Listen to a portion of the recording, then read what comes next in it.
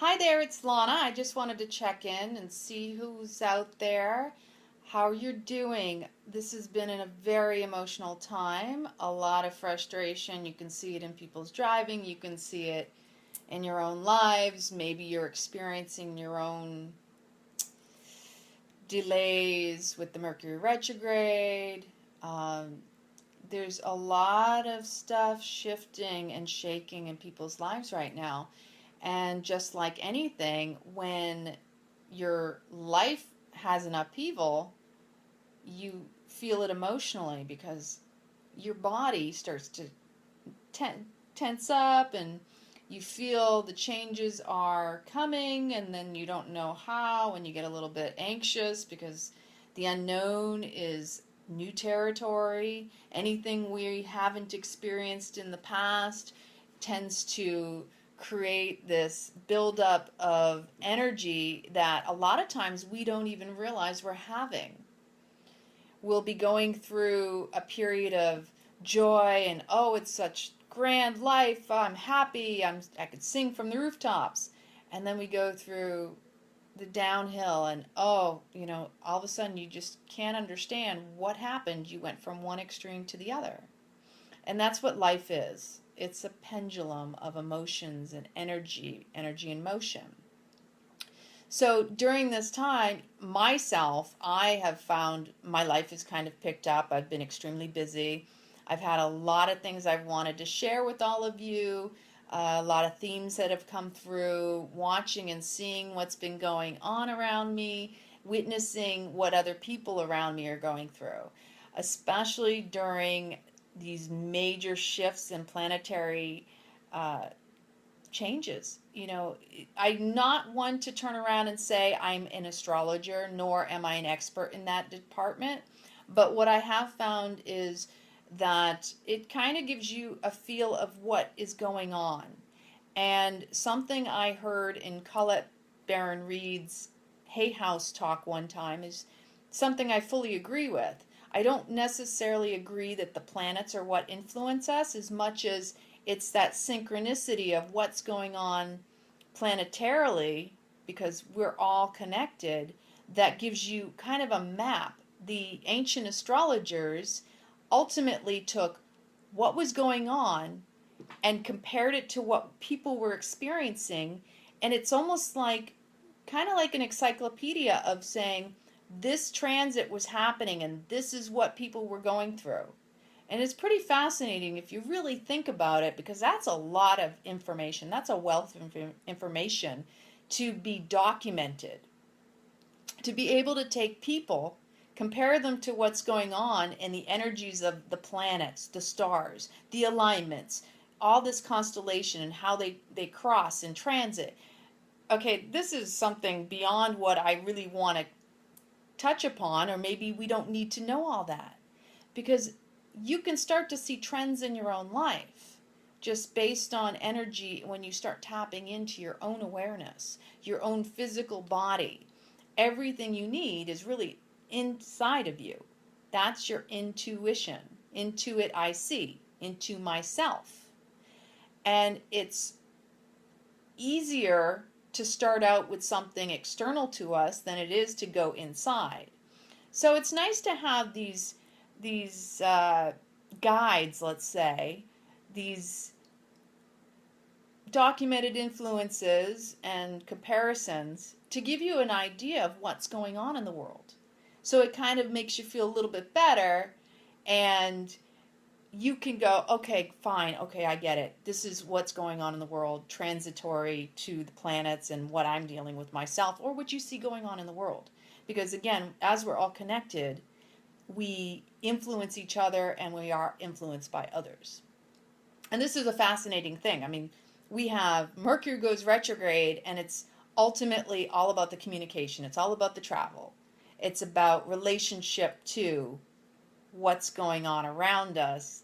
And you'll see a lot more accidents during these times, a lot more delays, electronic issues, computer issues, cars, for example.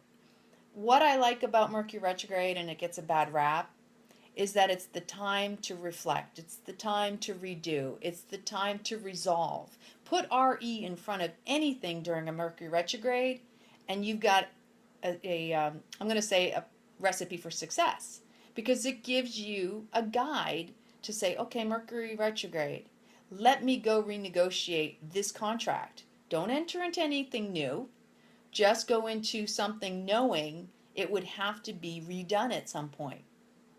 And then if you need to clarify your communications with another person, because this is when you'll have the most misunderstandings, mix-ups. I'm going to tell you, this past week I've had some weird stuff going on.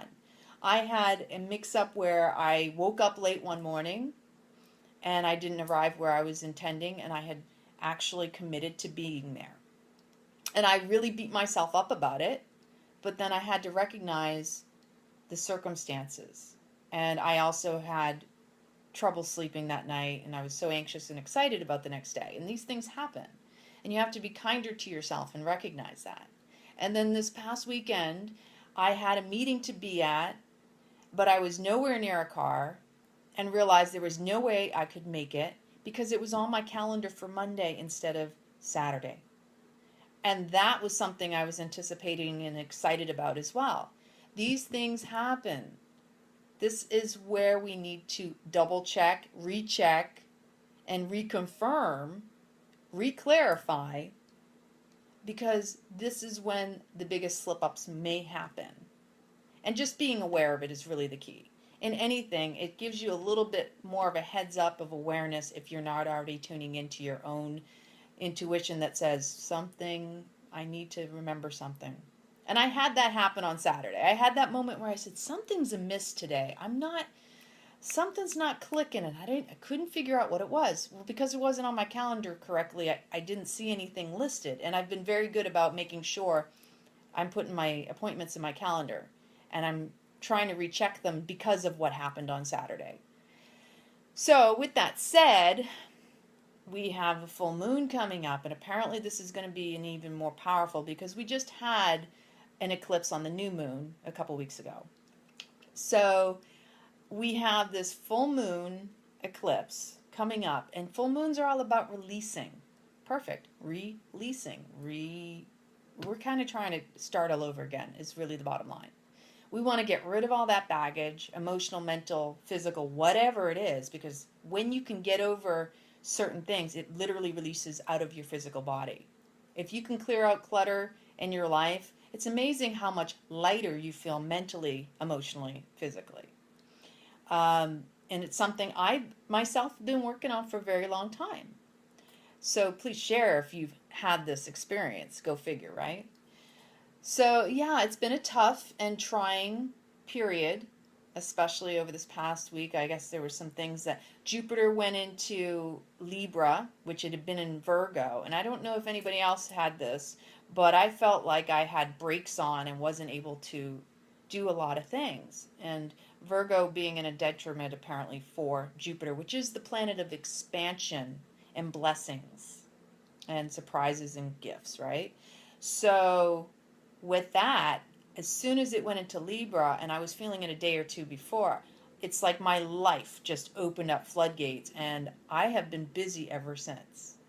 And it's kind of exciting. It's a little nerve-wracking, because on top of that, with the Mercury retrograde, I have had more delays, more change-ups in my schedule, people being a little bit having to change up our appointments, and that's fine. I'm already attuned to that, so I'm prepared. And I don't take it personal. You can't, because that's turning it into it being about you, and it has nothing to do with us. It's just the flow of how life unfolds, and the universe has a certain plan, and sometimes we have to surrender to that, because surrendering is the only way to live this life, because ultimately we have no control over anything. But that's where we try to get caught up in the idea that we do have control. So one of the other themes that came up the other day, and I want to ask, how many of you out there have ever had this one? The fear of missing out. For short, I love this. FOMO, fear of missing out. How many of us have a fear of missing out? We're either caught up in trying to check Facebook. This is a good example. Or the idea that we have to know everything. We watch the news. I've stopped watching the news because it's just it drags me down. I don't want to get caught up in it. I'm aware of the events and the things that are happening. I can kind of get a quick news feed here and there, but I don't need to watch TV because that's an energy that will take me out of where I need to be. And I've found that with everything that is going on in the world, the only things I really do have control over is what's going on with me. And what's going on with me is going to influence what's going on in the collective, what is going on out in the world. And that's what I feel propaganda in the situation with anything that people may be caught up in. And I'm not going to name anything in particular because y'all know what I'm talking about if you live in the U.S. When you put your energy so strongly upon what is going on external to yourself, you're feeding that fire, you're feeding that fuel. It's wasted energy as much as you hate to admit it, because instead of being focused on the life that you can be creating and manifesting even more powerfully in your own life, when you place that out there into the collective of this fear stuff that's going on, the propaganda, for example, all you're doing is giving it more energy to be in the space that you don't want. You know, the universe doesn't hear the don't. It hears the everything after that. So when you do focus on the things that you dislike or don't want in your life, you're really creating and attracting those more strongly than you could be focusing on something that you do want to create, you do want to manifest.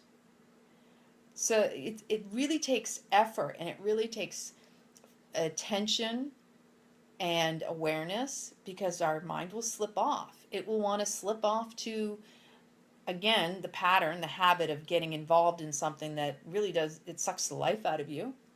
You know, I listen to conversations and I have to become neutral in a space where I kind of have to protect myself from it because it's not something I want to physically take on. I don't want to take on that energy. That's not my interest.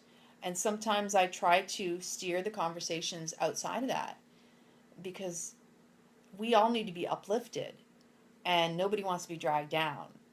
So no matter what's going on in the world, we can all shine that light and uplift even the most evil, seemingly evil situations and events that are going on in the world, and really just hold people sacred and just look at them with the compassion and realize, wow, this person's really taken in by this scenario. This person is really energetically attached to this.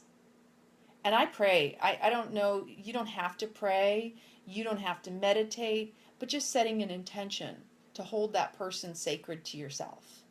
I personally set an intentional prayer for anybody I feel that may drop into my awareness that needs it.